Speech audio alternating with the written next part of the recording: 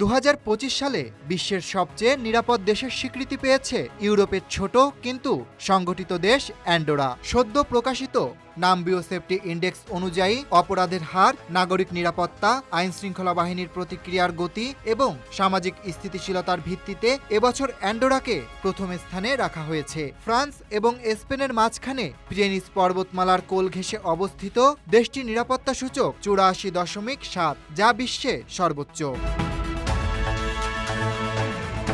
নাম্বিওর সূচকে দ্বিতীয় স্থানে রয়েছে সংযুক্ত আরব আমিরাত, এরপর রয়েছে কাতার, তাইওয়ান এবং ওমান। শীর্ষ 5টি দেশের মধ্যে 3টিই পশ্চিম এশিয়ার, যা অঞ্চলটির সাম্প্রতিক নিরাপত্তা ব্যবস্থার দৃঢ়তার প্রতিফলন। তাইওয়ান ও ওমান নাগরিকদের নিরাপত্তা বোধ, উন্নত নজরদারি ব্যবস্থা এবং আইনের কঠোর প্রয়োগের কারণে তালিকায় উঠে এসেছে।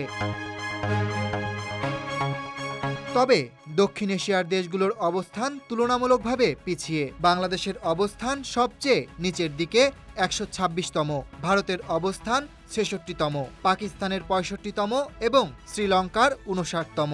আফগানিস্তান রয়েছে 144তম স্থানে, যা তালিকার একেবারে নিচের দিকে। বাংলাদেশের নিরাপত্তা সূচক 41-এর কাছাকাছি, যা নাগরিক নিরাপত্তার দিক থেকে হতাশাজনক।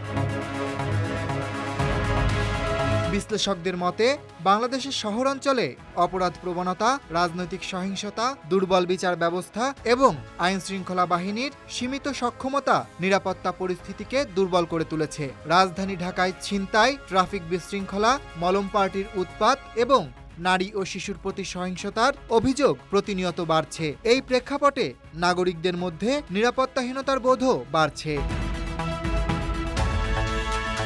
নাম্বিও সূচকটি তৈরি হয় সাধারণ ব্যবহারকারীদের দেওয়া তথ্যের ভিত্তিতে।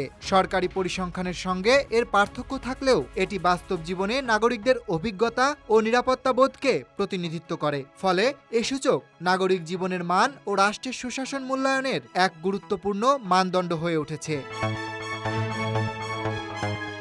2025 সালের এই সূচকে সবচেয়ে বিপজ্জনক দেশ হিসেবে চিহ্নিত হয়েছে দক্ষিণ আমেরিকার ভেনেজুয়েলা। দেশটির নিরাপত্তা সূচক মাত্র 19.3। তালিকার নিচের দিকে রয়েছে আরও কিছু সহিংসতা ও রাজনৈতিক অস্থিরতায় বিপর্যস্ত দেশ, যেমন হাইতি, পাপুয়া নিউগিনি, আফগানিস্তান, দক্ষিণ আফ্রিকা, সিরিয়া ও জামাইকা।